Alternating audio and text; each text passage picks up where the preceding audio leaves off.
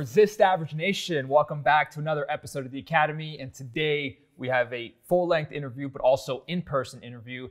And I have a long bio I could use for my next guest, but Dean Graziosi, welcome to the Academy. We'll get right into it. Good to be here, man. Awesome, man. So let's start here. So your story is incredible.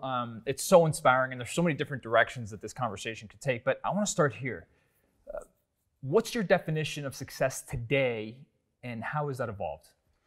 Wow, good question. First, great being here and great what you're doing. Appreciate it. The world needs more of this. Thanks so much. Especially this phase of my life right now. And my mission is to make self-education, which I consider this, the new norm. Yes. Right? I mean, we've gone through traditional education for so long, and so many people struggle, and they're still going to listen to you and desire and want more, and people like you and myself out there. So I love when I see what you're doing, see your podcast, the impact you're having. So Thank congratulations, you so much. first off. Appreciate that. Because I'll tell you right now, how old are you?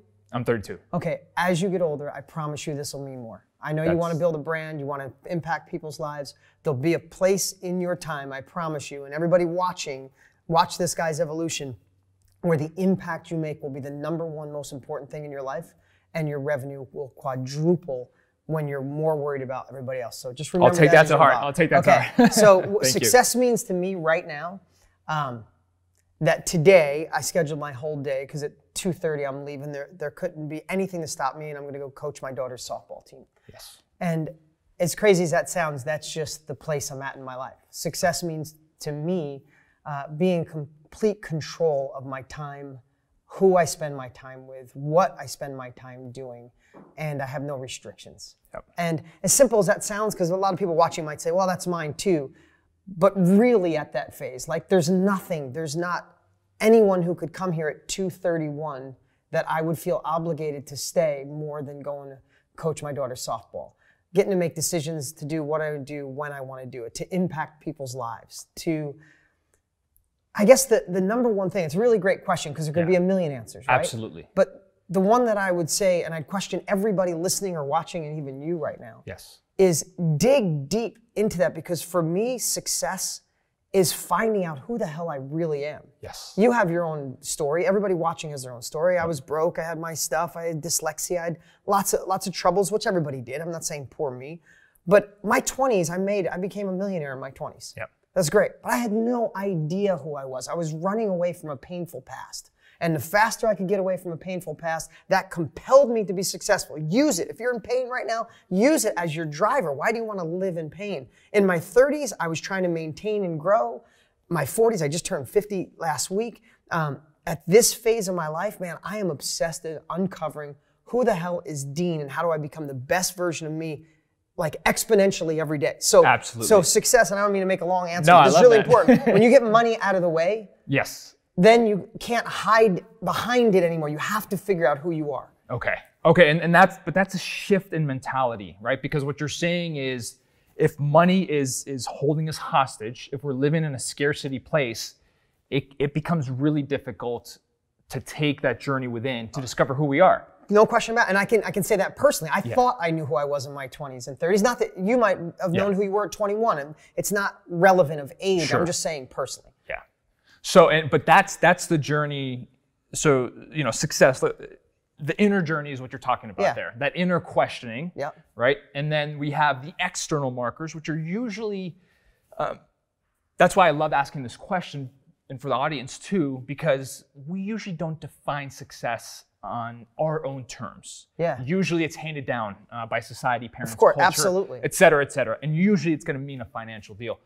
One of the reasons I love your story is because you talk about this conditionality, right? That when I make $1 million, then I'm going to feel happy, fulfilled, excited, which a lot of us have done that, right? And that's a place I still catch myself. How do we reverse that? How do we reverse that script and start tapping into those feelings today? It's great. It's a great question. Yeah. Seriously, and I like the depth of your question. Appreciate that. Because here's what I want to tell everybody. If you're an entrepreneur, badass, you want to scale what you're doing, more time, more money, right? You want more time for you, more money, more freedom. If you haven't done your business yet, you're wondering, which one do I do? I've got all these choices, and am I spinning my wheels? Are you dabbling too much in different things and you're not getting momentum? Like, I get it. I've been in all those phases, right? But here's the thing. I have a 10 and a 12-year-old. I don't know if you remember even being that age and you wanted something really bad, right? It's like, oh man, I want the PS4. My son wanted the PS4. He wanted this video game, and we kind of put off putting video games in the house. Wanted it. It doesn't matter what you want in life, the material thing. And this is, listen, I love being wealthy. I'm just going to be honest. Yeah. Right now, this year, because of Millionaire Success Habits, we just passed 4 million meals that we provided through Feeding America. 4 million meals, right? Well, simultaneously, I just put a deposit on my dream house. I flew yesterday to California. I took a private jet. Like, I love that. Yes. But that, I know at this phase of my life, that's not success, because shiny objects all dull. Yes. And as much as you've heard it, and this is what I want to say today. There might be stuff that I share today and that you've shared before in the past, but today, why don't you really hear it from someone? My brands and my companies just passed $1 billion in revenue last year. So I'm not somebody that's like hoping to get there, or I made a few million bucks. My brands have done over $1 billion. I've failed miserably in that experience. I've been through a divorce. Like, I've screwed up horribly, and I've also had massive success. Just remember from when you were 10 years old, 12 years old, 20 years old, 21, the car you wanted so bad when you were 16, it was everything to you. And then 3 months, 9 months later, it's like, oh, I got to get the oil change in this thing, and it's dirty. It's like all shiny things dull. They're fun, Yes. but they're temporary. Yes. So the thing is, if you really want to be successful, when people say to me, people are always looking for the magic money machine. Like, hey man, you generate all that money. What is it? Yeah, they're waiting for me to go, what's the secret? hold on. Here it is. There you go. And then you open your hand and like sunbeams shoot out. Absolutely. Like, I knew it, you bastard. Someone gave you that. Yes. Right? Yeah. And it's not, one of the deepest things is if you can fast forward your life and look back and pretend you're 50 or 70 or 90 and go, really, I'm 60 years old. I'm saying, what would true success, like I can sit here, I can sit here and get goosebumps thinking of the man I want to be in 10 years. When I think about that, it has nothing to do with shiny objects, but it has to do with experiences, with relationships in my life, with love, with like taking care of other people. I don't know about you, I retired both my parents. I love when someone I love's in trouble and I can cut a check for, like, I love those things, but they're deeper than the shiny objects. So, you asked that question, and I think the answer is this. Look within and pretend today, like, it's hard to say, I've said this before, but I love this saying, like, you don't think about oxygen. Like, when we're sitting here, you didn't go, oh, I got another breath. Yeah. Oh, I got another. You don't think about oxygen. Yep. But if someone restricted your air, the only thing you would think about is oxygen. You wouldn't think what the temperature was in here. You wouldn't think if your awesome camera guy's doing a good job, or if he's taking pictures. You wouldn't think the color of this room. The only thing you would think about is oxygen. Yes. So I want you to realize something right this minute. If you're an entrepreneur and you're trying to make it work and it's not working where you want it yet, or you want to do it, you think about money more than you realize. So here's this. We're not thinking about air. You restrict the throat. It's only air on your mind. Yes. When your wallet is restricted, and you can't buy the thing you want, or you can't take care of your kids or your parents, or put money away, or you got to stick in a job you freaking hate, you hate the people you work with, you hate your boss. Money is on your mind more than you think, and you're missing the rest of the world. You're missing it more than you could ever imagine. I wouldn't have had the depth and breadth to even think about that in my, I would have been like, don't tell me that. Just because you got money now, Dean, it's easy. No. Exactly. I just wish someone would have helped me realize that earlier, because I would have had more drive. In my 20s, I drove for money. I'll be honest with you. I wanted to be a millionaire in my 20s. I went after it night and day. I had a collision shop. I worked on cars during the day. I drove a tow truck at night. I worked on my apartments and my houses from 7 till 2 o'clock in the morning. I mean, I drove hard, but I thought it was all about the money. I love that I got money out of the way, but if I would have known sooner what it really felt like to not be choked for money, and to explore a better version of me and get rid of the childhood crap that I had inside of me, to be a better man, to be a better leader, to be a better father, to be a better friend, to be a better human being, that is so much more powerful to drive me towards my future than $1 million in the bank. I got to $1 million. Huge. Can I tell you something? I did my first $1 million deal when I was 27 years old. And this, I really want you to hear this. And some of you might be thinking, oh man, this guy, he's too deep now. But most of you are going to get what I'm saying. I lived in a trailer park as a kid. I didn't have money. I went to school sometimes without lunch money and told my friends I wasn't hungry. Like, that's real. That's not poor me. That's just my journey. Hustle, worked on cars, tow truck, apartments. Then I had 5 apartments and 20 apartments. And I started buying property for no money down and flipping it and then building houses, and I got momentum. I do my first big deal. This is no exaggeration. And I sell it, and I get $1 million deposited into my bank account. Now, this is the thing. I was probably 27, maybe 28. This is the thing that since I was 12, watching my mom struggle, I'm like, I'm going to be a millionaire. I'm going to be a millionaire. That day, I took that $1 million, I put it in my bank account, and I went and had dinner. And I got up the next day and went back to the collision shop. Nothing. Anticlimactic. Nothing. Yeah. No, I didn't go buy a Lamborghini. I didn't go buy a fancy watch. Like nothing was changed. Like literally the next day I got, I'm like, all right, what's the next investment I'm going to do? And not until years later, I look back, I'm like, oh my God, I spent 10 years like grinding and I hit that and it was nothing. But when my daughter last week said, hey Dad, you know, you're the only dad that comes to every practice and every game. I could cry telling you that. Incredible.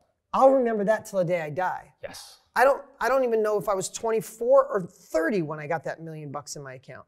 I thought that was it. It wasn't. So my only point is, if you can reach forward in your life and find out who you are, money's no longer it. Like, not saying you're rich, just you never think about money again, ever. It's not even on your mind. There's just an abundance of it. Who are you? What person would you be? And then reverse it to now and fight like a bitch or a bastard or whatever word you want to use to get there so you can discover a better version of you. I love long that. Answer. I love long it. No, answer, it's so sorry. powerful. Yeah, and that's the academy we go on these long, powerful answers because we go vertical, and that's the intention. And I know there's somebody out there that this is going to shift them. One person, I know it's going to shift them. They're on the sidelines, and they need to hear this. So Dean, what you're saying is don't miss yourself. Don't, on the pursuit of the external markers of success, in your example, financial wealth, don't miss out. Don't miss out on the journey. Yeah, and I love your vocabulary, like the external. I mean, that's a really good word. And I hope you guys are understanding the depth of what he's sharing, because here's the best thing I always say to people. Like, yeah, no, I'll have this conversation with someone who's like young and starting to make money. And I love it, right?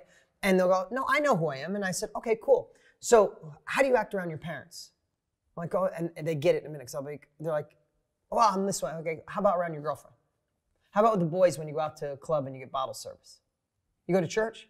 Yeah, I go to church about every Sunday. How do you act at church? And how do you act around your girlfriend's dad? I'm like, that's 9 different people in 2 minutes. Which one of those are you? Yeah. And they'll go, oh shit. I'm like, how would it be if you were congruent and you just knew who you wanted to be and you were that person everywhere? How would that feel? And as I say it to you, isn't that an amazing feeling? It's freedom, right? It's freedom. It's like, I'm just me. Yeah. Right? Anyway, so that's what we're all chasing anyway. Right, so I'm saying that because we can be those different people, we could also chase all these external things. And once you get them, man, you realize it doesn't fix the shit. Like 100%. Most entrepreneurs I know, and I've been blessed to meet a lot of, like John Paul DiGiorio and Richard Branson, 2 billionaires I got to spend a lot of time with. Amazing. They did the same thing. A lot of entrepreneurs, maybe even you, I don't know anything about your past. Absolutely. But we run away from something we didn't like. Yes. We run away from a screwed up family. We run away from a bad relationship. We run away that we were broke. And sometimes we're running so hard, we get momentum, but we still haven't taken a moment to go, wait, who am I? Because the money won't quiet it. That's the best thing I'll give you. Ooh, I like the that. money doesn't quiet won't, it. I thought it would, just so you know. So you can't stuff as much $100 bills into that running away from that pain without actually facing the pain itself. You do, right? So the money's just a So you might as well figure out who you are now. And the crazy part, I know it's like you feel like if I get the money, then I get to experience success. What if you decided you are already successful today, and I gave you my word the money will come faster? 100%. You know, and then you don't miss out on the journey in between. All right. Sorry, I got off on that. No, I love that. So let's talk about this running from pain. Okay. So you said you got goosebumps about a 10-year vision. Yeah. And I'm sure you've done that, for many, many years. But you also had this period of life where you're running from pain. Yep. Which is a great way to leverage behavior to change a reality, to amplify the pain, and then say, this is not my standard anymore. I'm changing this once and for all. Personally, I'm fascinated with those moments where somebody actually makes that committed decision to change long term. Not a resolution, not a half-hearted dabbling. I'm going to launch not this a business. diet. No, but like all in, chips in the middle of the table. I'm 100% committed, regardless of what happens, the external circumstances.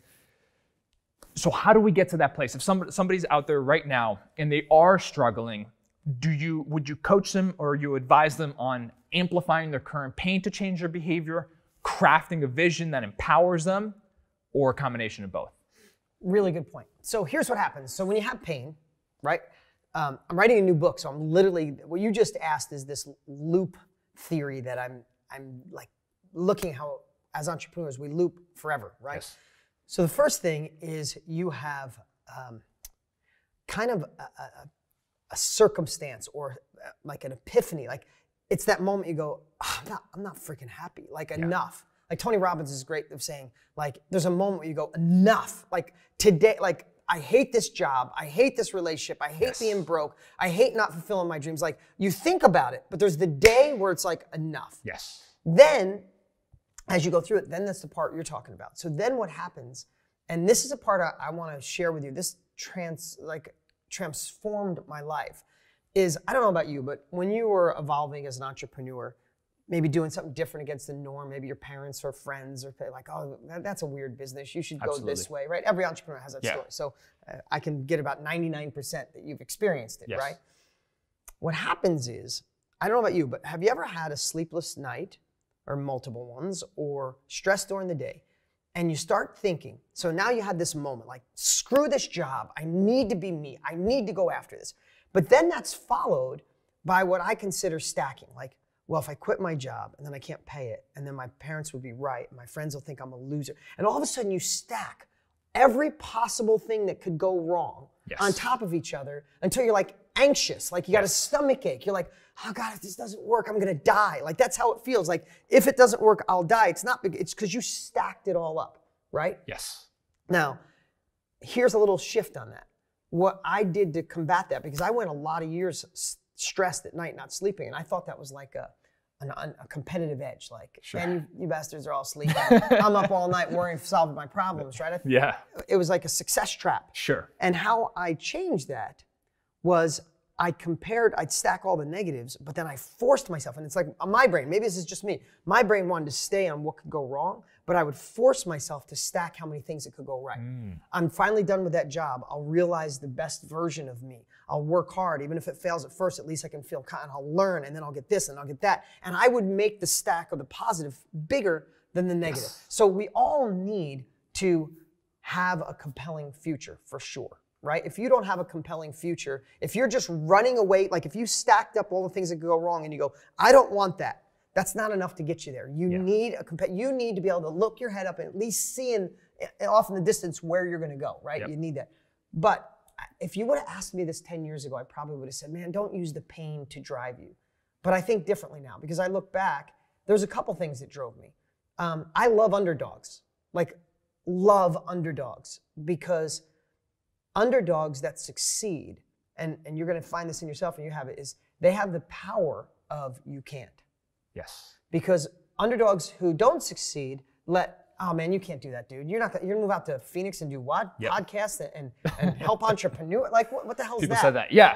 Yeah, right. So, and they take that at face value. Right. So, and the thing is, there's a certain part of people who go, maybe they're right. And there's someone else who goes, okay, fuck you. In the inside, just being like, that's it. 100%. So it's the power of you can't. So what I think now is, if you have people in your life telling you you're crazy, you can't do it, you have some pain in your life, just what you said, amplify that. Show them, like, you can't live the next 30 years of your life trying to prove everybody else wrong.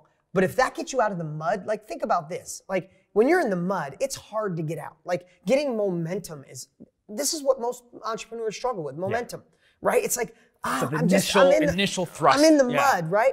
How do you get out of the mud? Like, you got to put a chain on a car and yank it out, right? You got to get 5 people to push the car. That's how you get out of the mud. So you're not going to roll out of the mud. You're not going to go, let me hope everything goes perfect with my new entrepreneurial journey. No, it's going to screw up. It's going to go bad. So you need fuel. So what I'd say is just what you said. If you have pain and you're in an area you don't like, or you have people telling you can't, I'm all in with prove them wrong. Amplify the pain. Here's the thing, whatever pain you have now, this is game changer for me.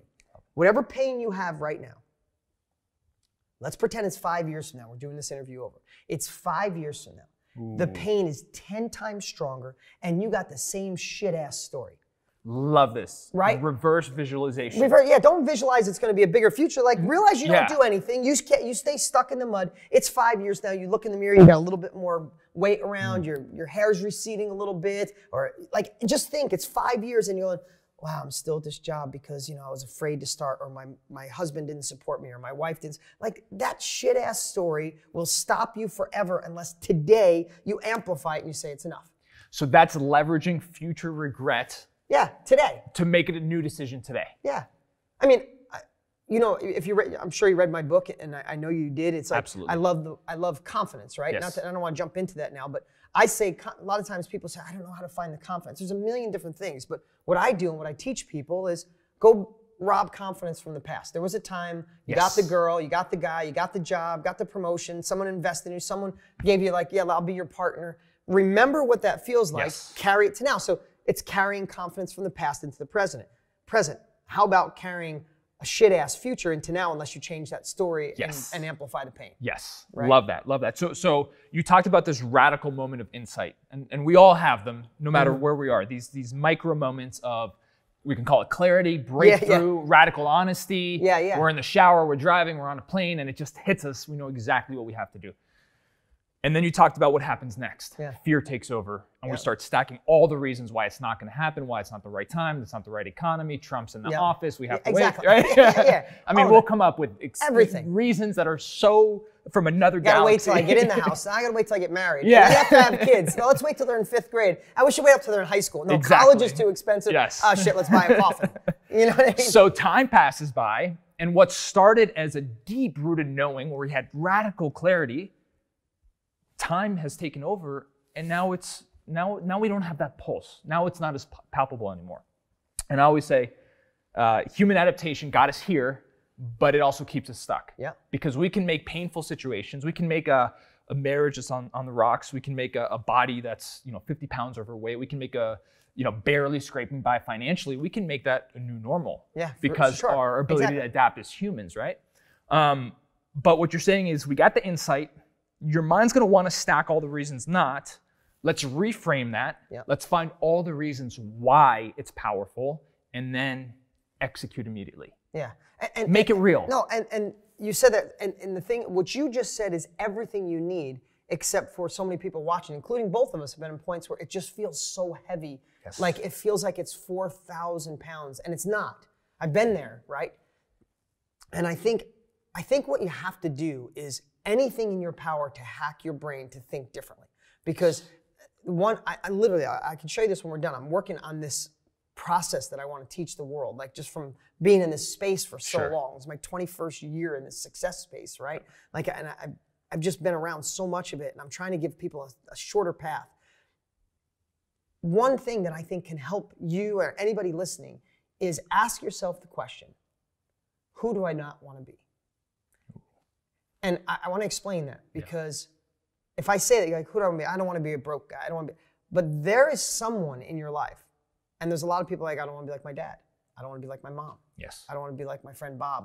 Like, when you have to take that stack of what could go wrong compared to the stack that go right, do everything in your power to focus on the stack that can go right. When your brain goes back, use whatever triggers you can to get back there. Right? And I'm trying to say it in the simplest way possible. Like, for me, it's like, I never want to be someone who used to be successful.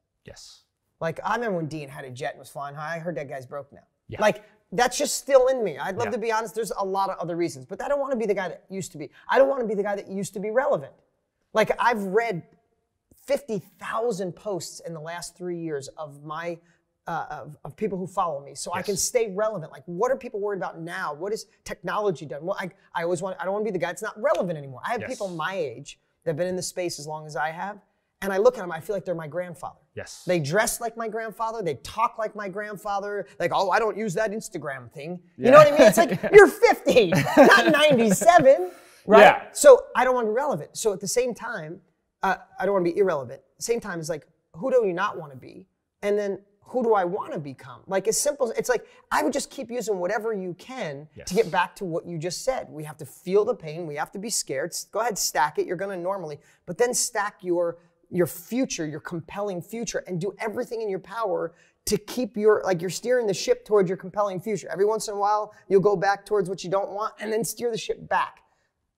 100%. So you mentioned this, so you had a part of your story where you experienced success and then you lost it all. Yep. So it's one thing to be in a dark place and feel stuck there and play the victim game. Then it's another to get out of that and experience success. Yeah, taste it.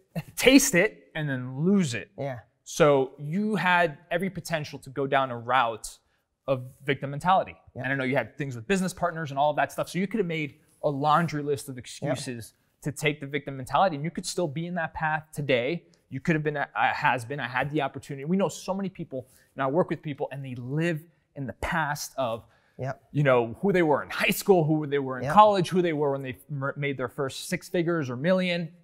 But those are like the glory days, and they don't have a pulse anymore. They're a bigger past person, not a bigger future person. So how did you, how do you ensure, because the victim route, it's tempting. It is tempting. Like it feels good momentarily. Obviously, it's the path of least resistance that ends up being the path of most resistance because you're powerless. But how do we ensure we don't take the victim path? It's a really good story, because I literally was having this conversation yesterday. It's so crazy how the universe works. A whole day yesterday laying out my new book. That's awesome. And this is like what you're talking about right now is the main substance of the book. That when I look at every entrepreneur, including myself, we have all had these runs of, oh my God, I got this, no problem. I mean, you see the memes, but you do circle back around, and you circle back around like, oh my God, wait a minute, this is not working out. Oh my God, I'm fearful. Oh my God, I'm stacking all the shit and go wrong. And then as you grow, you got more to lose. Yes. Right? So now you're like, oh my God, I didn't have anything before, but now I have shit to lose, and my family's lifestyle is going to change, and I can't support my family anymore. And you start thinking that. And that's this pivotal moment in your life. Like, focus on what's wrong. And I have to be honest. So for about 5 years straight, I did an event in Las Vegas. Every single month, on the month.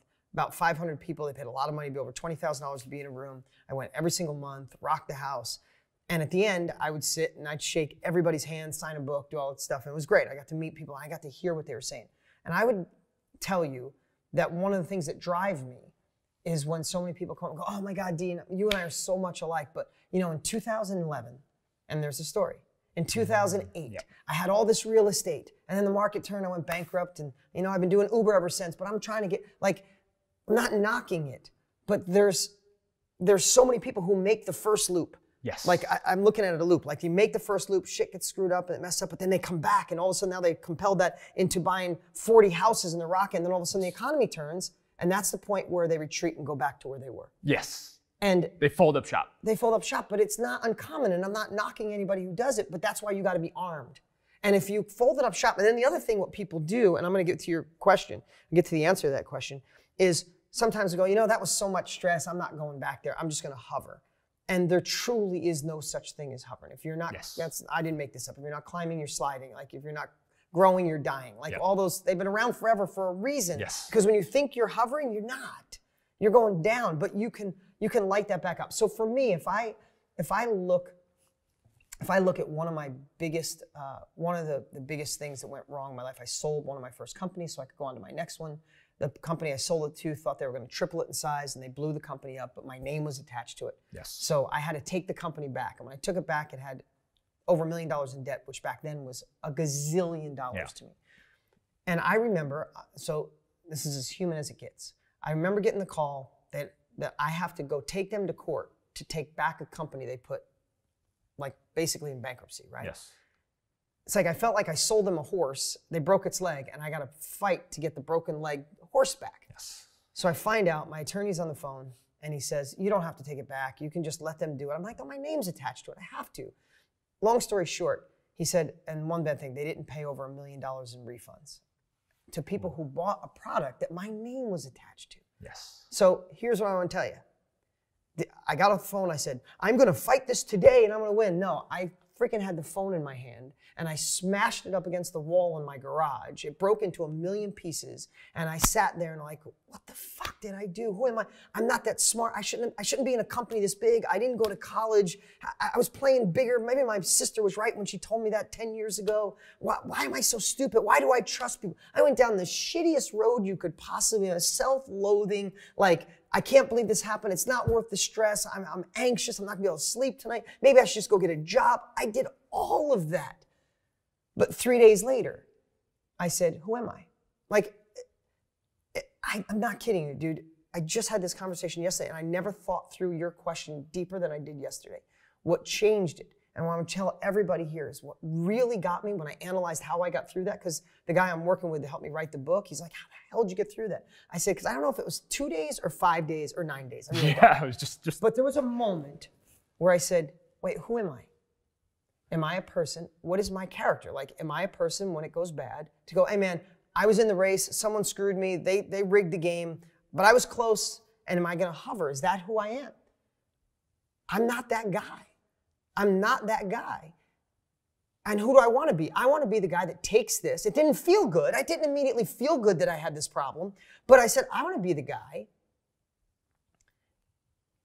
that gets through this and learns, and somehow this becomes my gift. Mm-hmm. Now, here's the thing. When people tell you to do that, I think people think once you say it, you're like, oh, I'm so glad I owe over $1 million. I was pissed off. Absolutely.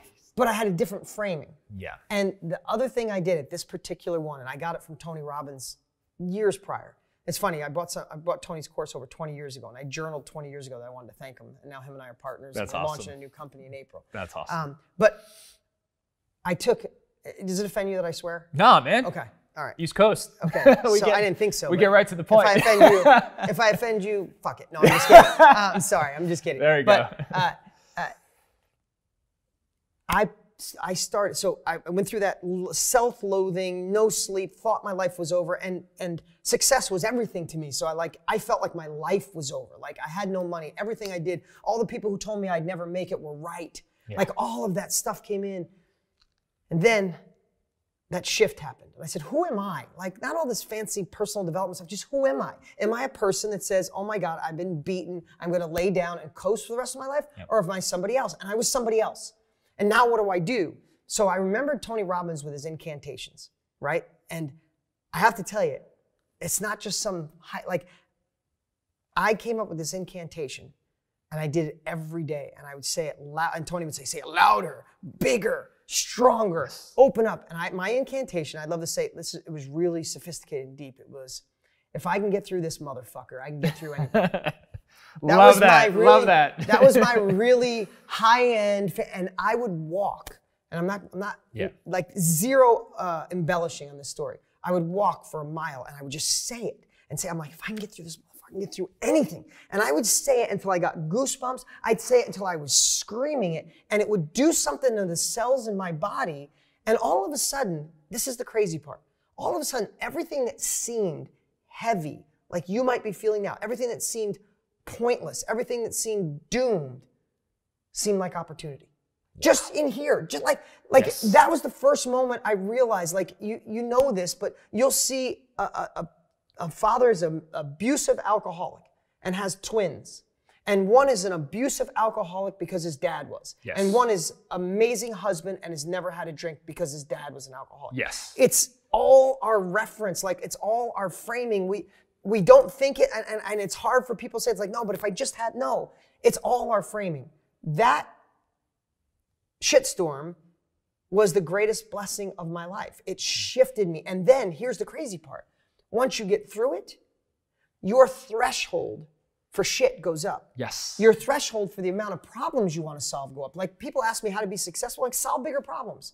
If somebody cuts you off in traffic, and you give them the finger and yell, you need bigger problems. Yeah. Right? Like I just told somebody this the other day, or said it on stage. I said, if I order medium rare steak and they bring me overcooked chicken, I'm just gonna eat it. Like I bigger You're gonna problems. cause a big scene, get stressed. Yeah, I got bigger problems to solve. 100%. Right? I got bigger problems That's to solve. the capacity, the threshold and the capacity. Right, so that's what that loop of that shitstorm did for me. It made me tougher, stronger, more powerful. In fact, now that I look back, there's zero way I can have the success I have in my life without it. That was me paying success tax. Yes. Look forward to your failures, not that they're going to be appreciated, but those are your signs that you're in the right place. Because I know this, a lot of my friends who got out of college and got a job have never experienced the turmoil I have. Nothing. Yes. They're making 18.7% more money now than when they started. Yes. Their vacation went to 3 weeks a year, and they never experienced that because their money's the same every week. They feel the same every week. And their capacity of threshold is the same. Same. They're the ones flipping everybody off when they get stuck in traffic. Exactly. Where someone cuts my toe off, I'm like, I got 9 more. Yes. Who cares? So that moment became, even though it was incredibly difficult, it was a breakdown moment for you, ultimately it became your breakthrough, but it increased your capacity because you were able to overcome it. Yes. And now that created the leverage that later on, when you ran into similar adversity, or even not even similar adversity, but just adversity and challenges, which are part of the game, you had a deeper confidence because you went through that. Hands down. And I know you speak a lot about confidence, and people are always asking me, how do I get that confidence? How do I get the confidence to overcome adversity? And for me, you basically just answered it with that story. It's to be willing to face the darkness, the pain, the tough circumstances, and not run away, not mask it, not make excuses about it. Completely right. And when you overcome that, you get an inner confidence that has nothing to do with bravado. It's just, it's deep within, and you know you can take on anything. Yeah, I mean, if you took away anything from what we're talking about today, take this. Your next level of life always lives on the other side of the thing you fear the most. Fearing a failure, feeling the business isn't going to work out, fear once you have the money, you're going to lose the money. All of those things, that next level, you have to cycle through that. Like you said it eloquently. Like, if I didn't do that, I wouldn't have had the nerve to put a book on the first infomercial with a book called Be a Real Estate Millionaire. I did it like Larry King style. No one had ever done that. I invested a ton of money, but I sold 1 million copies of that book. But I never would have had the nerve to go from that old company to this new company and do that and risk it and borrow every dollar I had to build this thing and then go on to the next level. And then I built the largest live event company in the country with my partner up in Utah. When the live event industry crashed in 2007, 2008, 2009, I went into that business when everybody was running out. Yes. But all of those things, like, it's not bragging, I just never would have had the nerve. So maybe, what if you just thought about this right now, what if God, the universe, whatever you believe in, or even like a success auditor, what if what you're going through right now was designed for you as a test? To say, if you're not willing to get through this, if you're not willing to focus on a bigger future, if you're not willing to make this work with this obstacle, then why would you be willing to be a millionaire or have freedom or have the life you want? Like, what if we're designed, every successful person you interview knows got the same kind of shit, 100%. right? So what if, Always. what if that is the path? Like, your path is, I have to deal with crap to get the benefits. Now, I have friends that became lawyers and doctors and make good money. I wouldn't change my going through these cycles with anyone in the history of the world, because I get to grow, I get to learn, I've discovered who I am. I'm not the same person I was when I was in high school. I'm not the same person I was a year ago. Absolutely. And I never want to be that. If you interview me a year ago and I seem like the same, that would be the saddest thing in the world. Yes, because of constant evolution. And on that note, what you say, and I heard you say recently, which is, I agree with so much, life is going to be hard. Life is going to be stressful. Life is going to throw us curveballs that we couldn't see coming. But we might as well be doing something that lights our soul on fire, lights our heart on fire. Completely. Living on our own terms while we navigate that. Yep. Right? Because there's a different type of hard. You talk about it. There's a hard of being in a job with a boss that you absolutely hate, surrounded by people that you just don't want to be with. Yep. But you traded that. So that's a level of hard. And it's then, all hard. Yeah. In entrepreneurship, there's another level of hard. There's a level of hard that, hey, you control your financial destiny, and you're not going to get that biweekly deposit anymore. But which hard are you going to take? Yeah.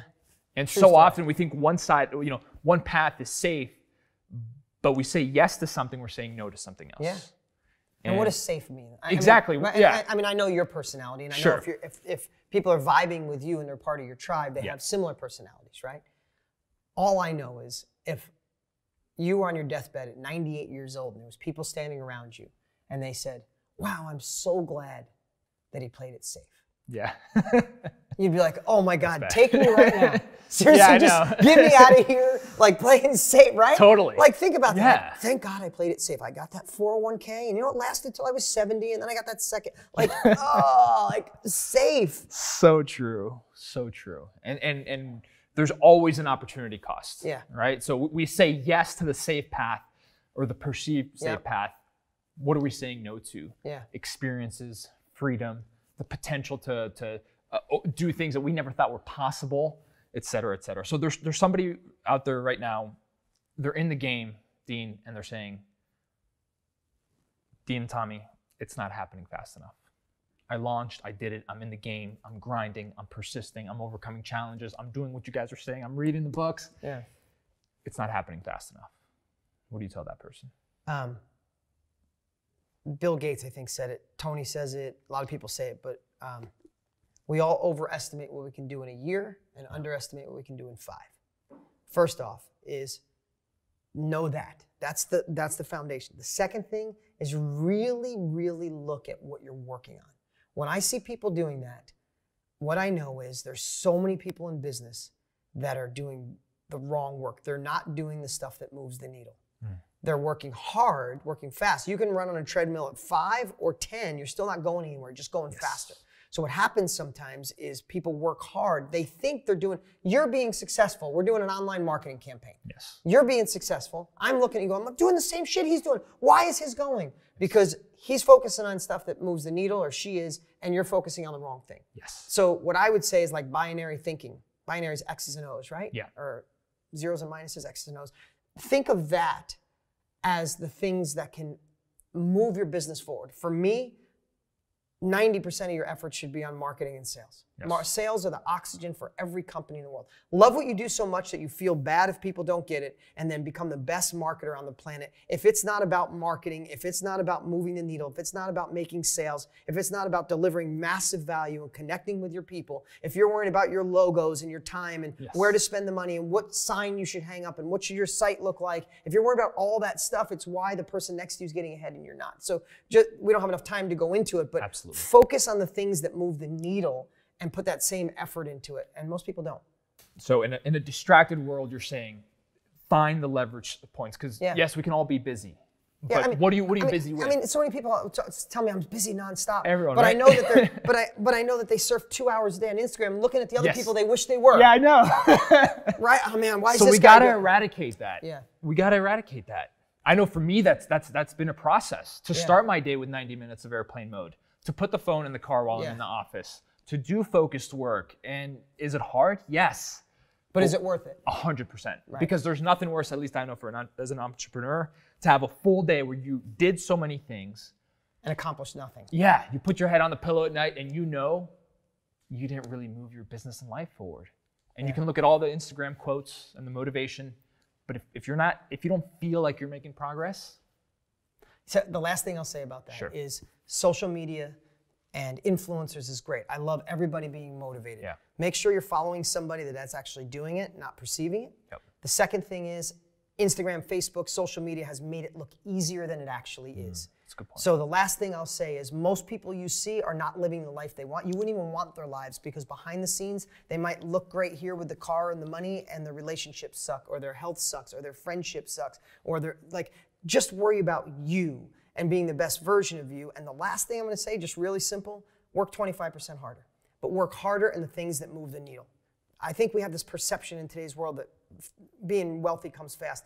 I look at my 20s, I killed myself 20-hour days, many days to get there. I hope it's easier for you, but is it worth it? Every second. I wouldn't take a moment of that work back to have the freedom I have now. Beautiful, beautiful.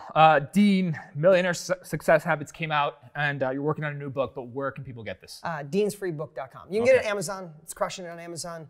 Yeah, I saw it was like number one. One in 4 categories. Yeah, but we set up Dean's Free Book. You can get the book for free. We ask that you cover $7.95 shipping and handling. Beautiful. Also know you have an event, I believe in Scottsdale in March or April. Is that right? Yeah.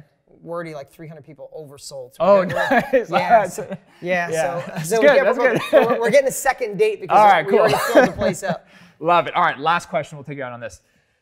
Dean, when you hear the phrase resist average, what's the first thing that comes to your mind? Man, basically what it says, resist what everybody else is doing. You know, Warren Buffett says, be greedy when other people are scared, and be scared when other people are greedy. Just the most successful people in the world are counter. I mean, they go against the grain. Resist what most people tell you. Do the opposite. Boom. You heard him. Thanks, Dean man. Graziosi, thank you so much, man. You got it, man.